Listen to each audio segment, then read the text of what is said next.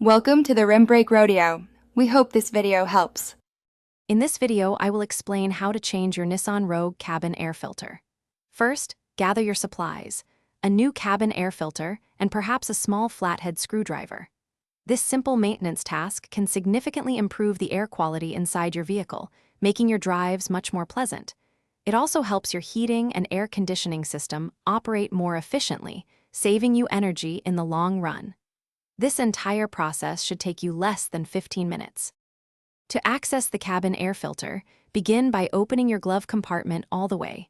On the right side, you'll find a small damper arm. Carefully detach it. Next, gently press inward on both the left and right sides of the glove box.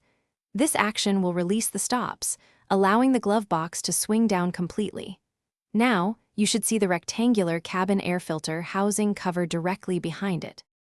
With the housing exposed, unclip the two retaining tabs on the cover and remove it.